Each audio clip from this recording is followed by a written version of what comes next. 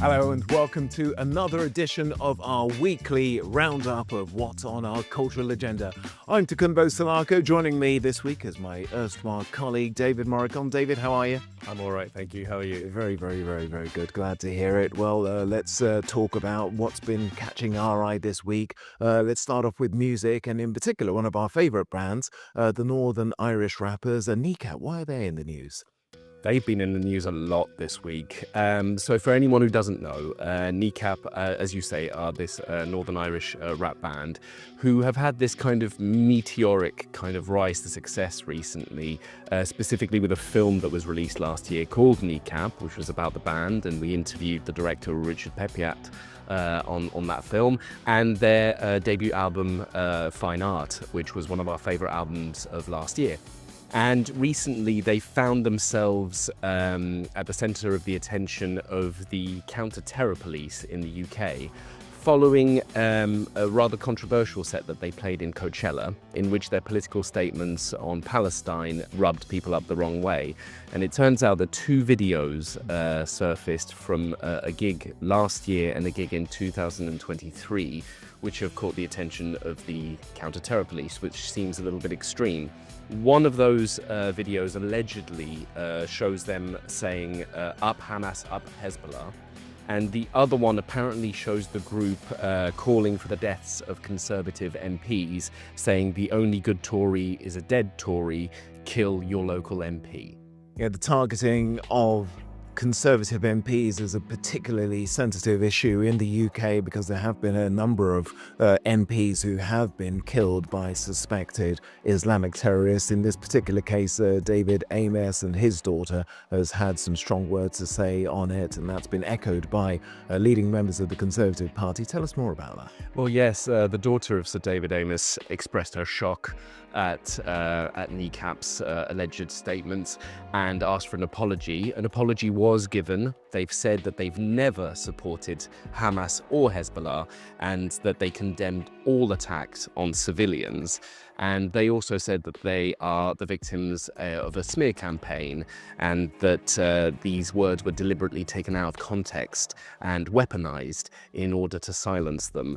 Now, there have been calls from various politicians to remove them from festival lineups, and that seems to have worked in some certain cases, and certain tour dates have been cancelled in Berlin, for example, or at the Eden Project. Here, we're still waiting. The police are still assessing these videos, and there are calls for more apologies. But in a recent development, a number of bands have supported Kneecap and have signed petitions in order to support them against these attacks on them. And in particular, Massive Attack, who released the following statement: Kneecap are not the story. If senior politicians can find neither the time nor the words to condemn, say, the murder of 15 voluntary aid workers in Gaza, or the illegal starvation of civilian population as a method of warfare, or the killing of thousands of children in the same territory by a state in possession of the highest precision weapons on earth, how much notice should a music festival take on their moral advice for booking performance acts? So it's obviously, when it comes to these very delicate subjects and when it comes to murder and genocide, obviously language is important, and it's not a cause for flippancy or reckless language, but the situation continues, and it remains to be seen whether Kneecap will be able to perform during the summer at festivals around Europe. David, thank you for that. Let's talk now about an art installation that's just opened up in the Hamburger Bahnhof in Germany. Tell us more about that and who's behind it. Yeah, this one has really caught my eye. It's a very striking new exhibition which will be open for quite a while now. It's by Czech artist, and I apologize if I butcher her name, Klára Hesmedlová. And she's transformed, as you say, Berlin, Hamburger Bahnhof into this huge exhibition called Embrace.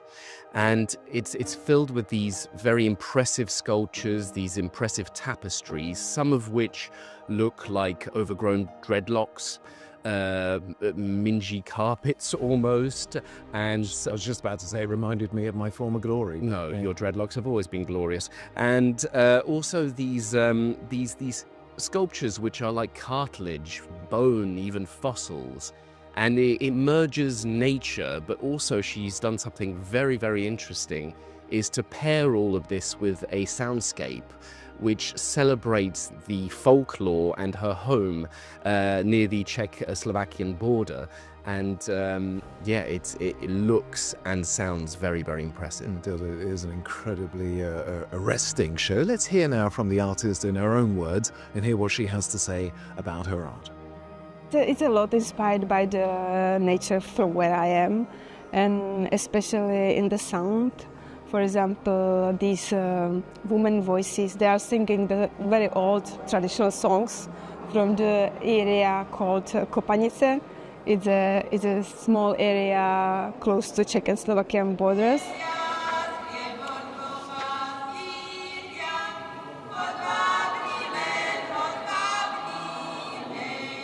Okay, and that exhibition is on for several months. Do try and catch it if you can. Let's move now to talk about TV. And, we spend a lot of our time sat on our backsides. We're always accused of that, but with a good cause.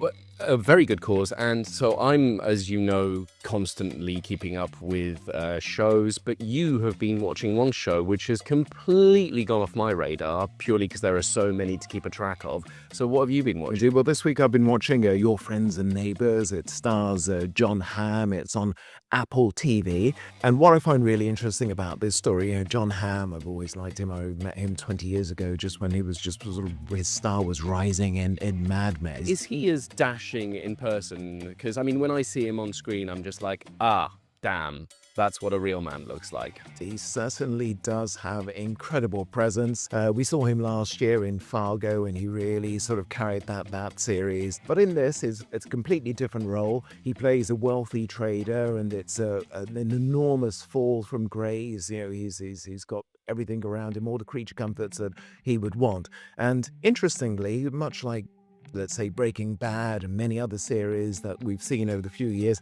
it starts off with the person being the protagonist. You see them in that worst case scenario. He wakes up, he doesn't know where he is, there's a dead body next to him. And then over the next 2-3 episodes that's been out, we go back and we see sort of, what led up to that moment. So far so good. I'll keep a lookout for that. I have been to the cinema because I spend most of my life there, as you know. For a change? And I've seen the new Marvel film called Thunderbolts with the little asterisks. Why the asterisks? I will not say. It is explained in the film, and I fear that... No, I think people should have the joy of finding out why. Okay. So there we go. This is the 36th Marvel film in the MCU, I think. Okay. So, and there's so many. I mean, I always kind of, I'm seeing quite a few of them. I've got younger kids who, love this kind of stuff. But, it's no secret that Marvel's fortunes have been sort of failing over the last few years. Post Endgame, it's true there has been a bit of a dip, in fact a massive dip. And I'm pleased to say that this is good. This actually is a solid sign that maybe, especially looking forward to the Fantastic Four this summer and leading up to the new big tentpole film, Avengers Doomsday, this seems like it's going in the right direction. So essentially, the Thunderbolts asterisk is essentially the Dirty Dozen, or Marvel's answer to DC's Suicide Squad. So it's the anti-heroes who have now got their platform. It's fun. It starts off as a spy film, and it works really, really well like that. Betrayal, who's working for who. It does devolve a little bit towards the end. It doesn't quite stick the landing, I think was a little bit anticlimactic. However, it does deal in a rather good way with the theme of depression. Because essentially the main antagonist at the end of the day is trauma. And past trauma, and how to deal with your past, and how depression is this gulf that completely envelops you.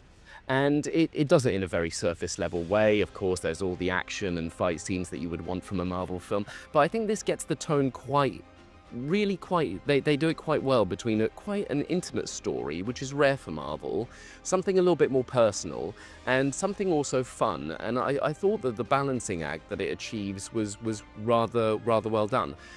Acting-wise, David Harbour stands out. He is absolutely hilarious as the Red Guardian. But I've said it once, I'll say it a million more times. Florence Pugh. I mean, well, as an actress, she can do no harm.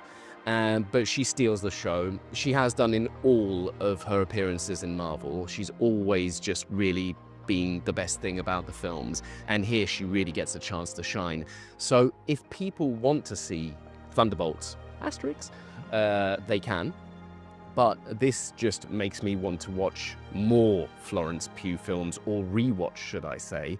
Because, you know, when you've got Little Women, the Greta Gerwig in which she plays Amy, that she was fantastic in that. She's also fantastic in several other films which are maybe lesser seen.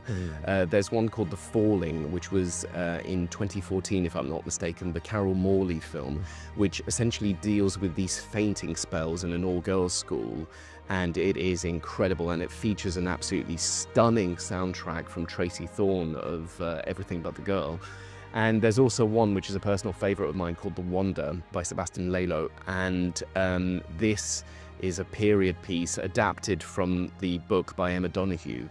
And it deals with science versus faith, and the stories that we create, the stories we inherit, the stories we don't question enough. And it features this absolutely gorgeous score by Matthew Herbert, which is haunting in all the right ways and gives it a bit of a gothic kind of feel.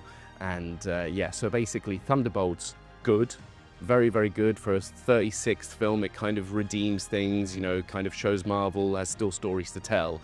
But it just made me want to rewatch some of Florence Pugh's best hits. Okay, well, that's one that's at the box offices now across Europe. Do go out and see it if you have a chance. Much more on the agenda, of course. Do check out our weekly roundup. That's on our website. For now, David, thank you very much for your time, and thank you for your time for joining us. More to come. Stay with us.